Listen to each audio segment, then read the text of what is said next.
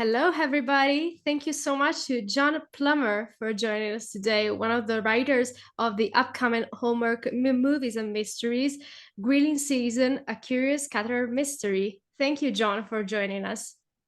Thank you so much. So, tell us a bit, what's been the main element in Goldie's and Tom's character and the movie in general that fascinates you the most and drew you to create this whole new movie?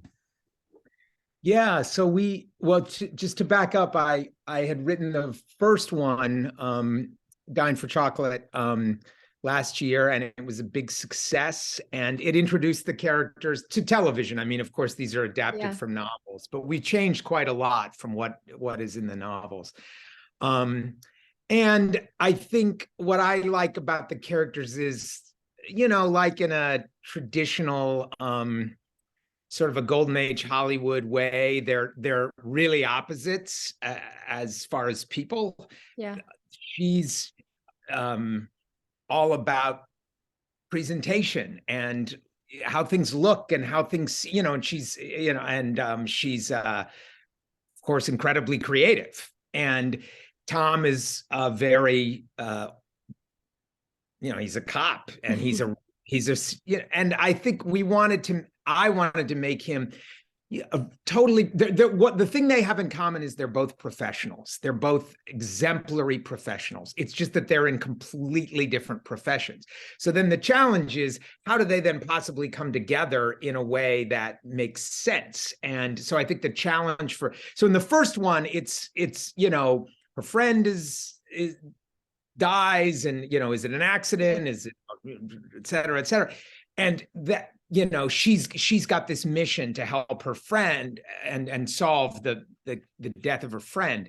And so that's what brings it. But with this one, now when there's solving, and again, it's still personal, right? They live in a small community and everybody knows everybody. But I think that the fun challenge for this one was seeing Goldie actually start to really enjoy solving the crime, solving the mystery, solving the puzzle. Yes. And so I think this one is even, I think always, if you're going to do a second film or a third film or whatever with the same characters, you should improve it. It should become, it should get better, and it should be different too. And so I think this one is much more fun in a lot of ways. It's really fast paced. It has almost a screwball comedy kind of aspect to it. And I think it was the fun challenge is to see the way Tom, who's very serious, plays into the comedy of all of that as well. So that's a long, rambling answer. But yeah. Yes. I hope it Yeah, absolutely. And as we know quite well so far, Hallmark movies and shows always feature some well-shaped characters and also relatable storylines for the audience. In your opinion, is there any particular feature in the characters, Goldie's character and Tom's character, that you can relate to on a personal level or in the story in general? Yeah, I think for me, I mean, you mean me personally or just audience in general anyway? No, you personally. Oh, yeah. Well, I mean, for sure, I'm a professional. I take my job very seriously. I'm very passionate about it in different way. I mean, Goldie's so passionate, right? She's so passionate. She's she's creative. She's fundamentally creative person, and she's really good with people. And I think I try to be all of those things. I mean, Yeah. And then as far as the Tom character goes, I think I take my job really seriously, like he does, and maybe too seriously sometimes, where I loosen up. And so hopefully they're together, I'm that balanced person that they are.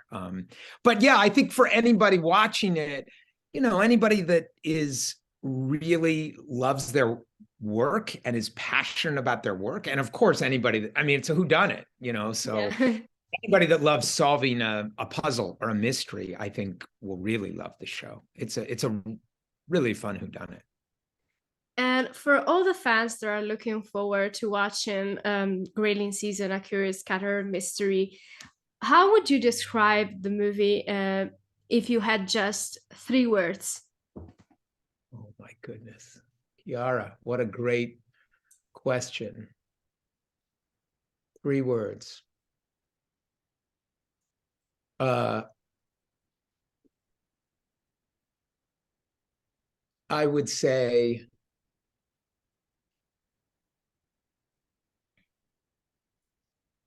fun,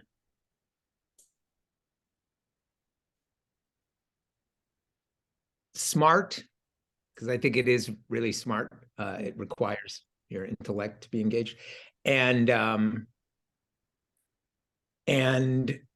this is a hyphenated word, fast-paced. Fast-paced. Yeah. Yeah. And you already mentioned that this second movie will be much more even fun in solving the crimes. And what can you tease about the story that people can expect from this movie?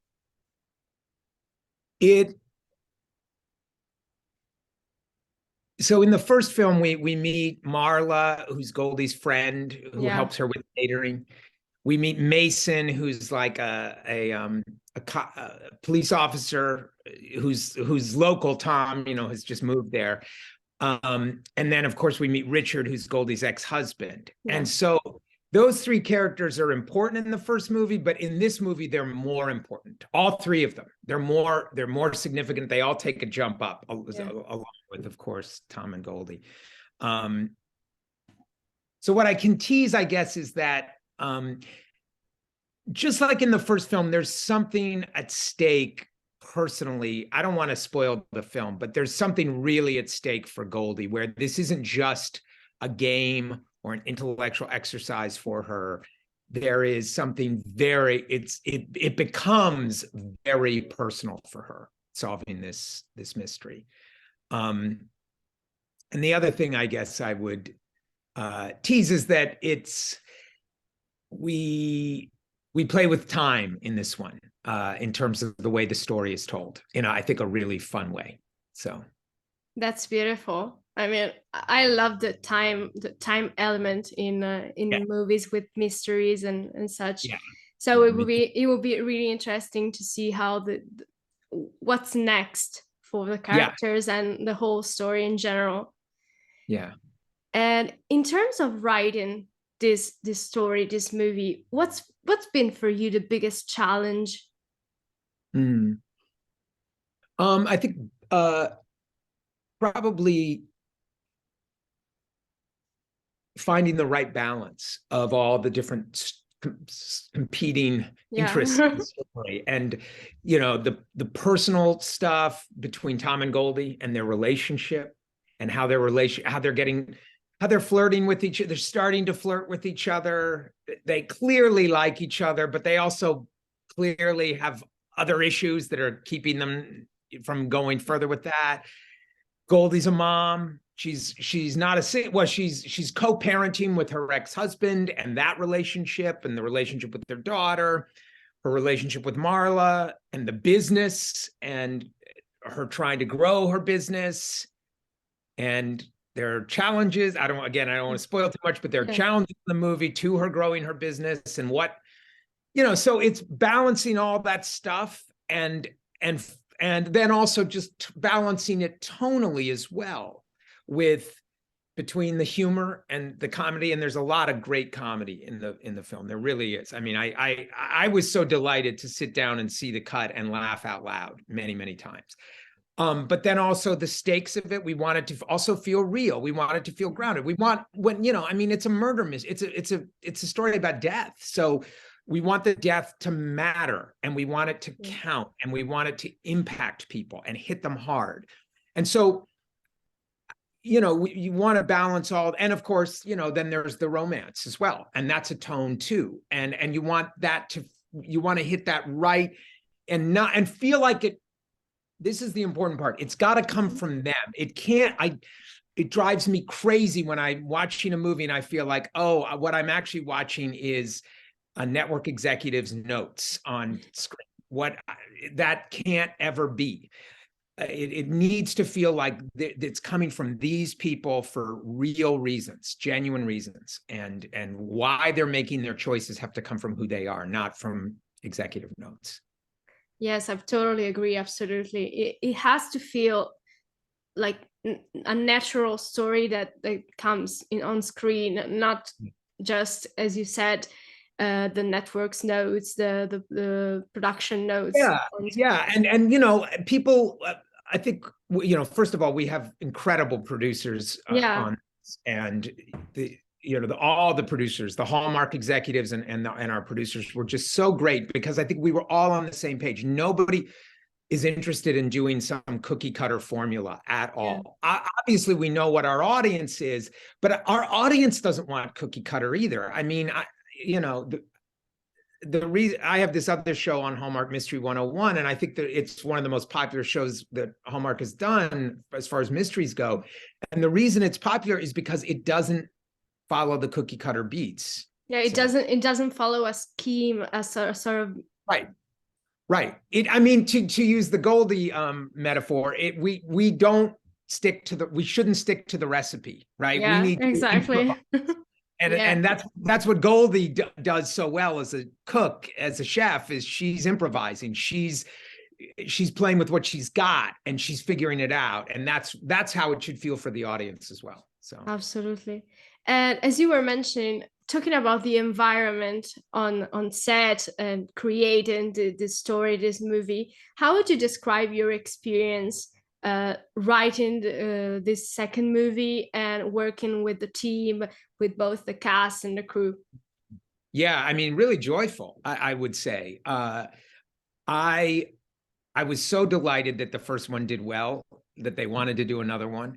And the producers gave me a ton of, they trust me. They gave me a lot of latitude to create the story.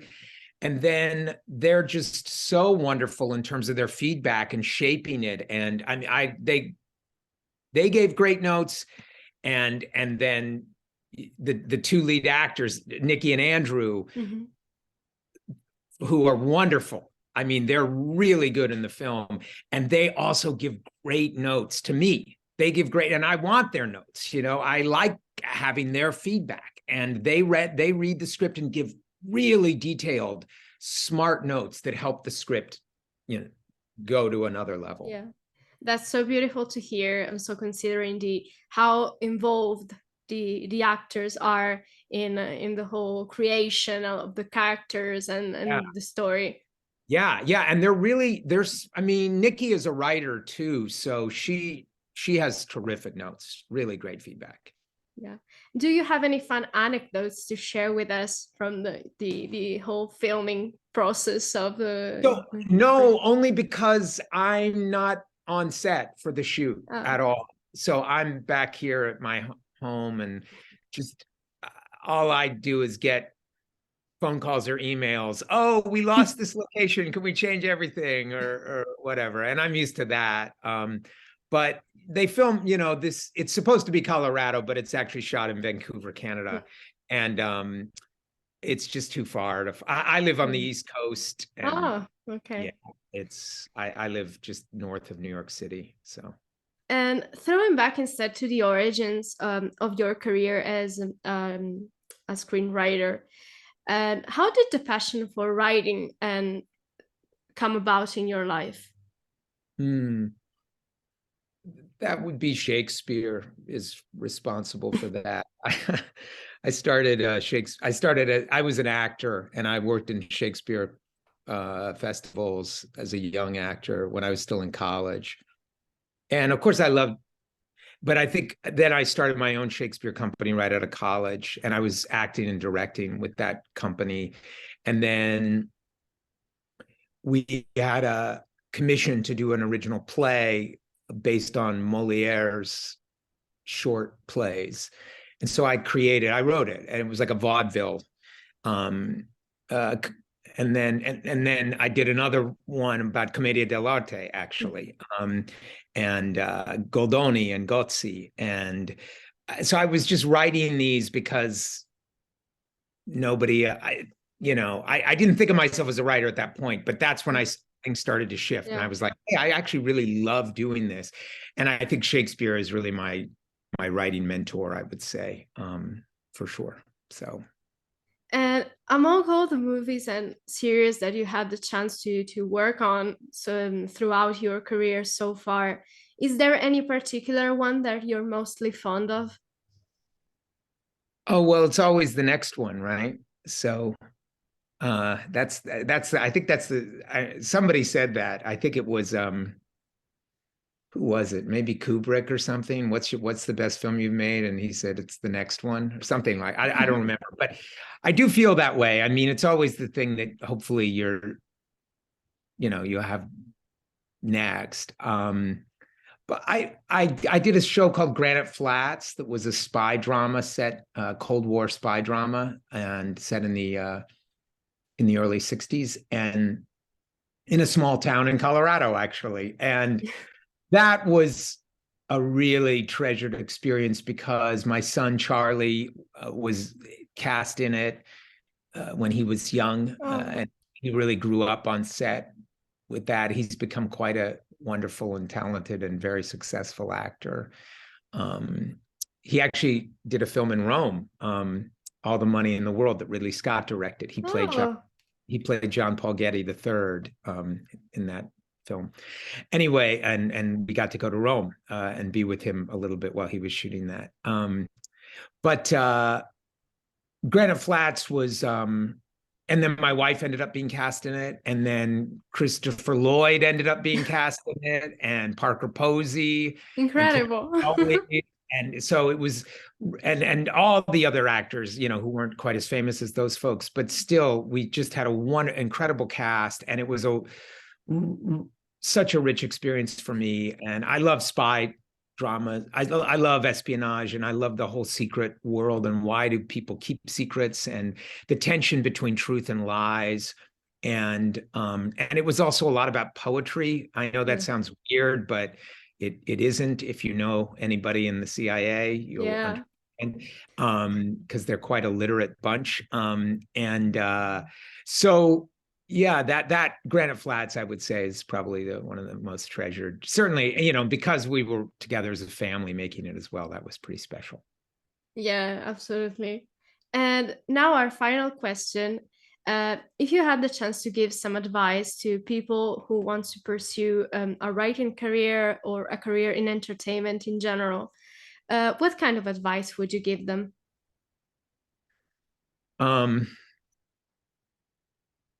Never give up. That's our motto. We practice Buddhism. That's the motto of our Buddhist community. Never give up. And I think that's really critical in this business, because you're going to get knocked down so many times, and constant, right? And the other component of that, of never giving up, is especially if you're going to be a writer, but whatever you're going to pursue, do it every day. You have to do some aspect of it every day. Beethoven's motto was every day a line. No matter what, no matter how depressed he was, and he was suicidally depressed, very seriously considered killing himself. But he had this creed, this motto, that he would practice every day, that he would write a line every day, no matter what. And of course, it was out of that determination and that sense of mission that he was able to, and out of his depression, compose Ode to Joy, which is one of the, I think I would say, probably the most joyful piece of music ever written.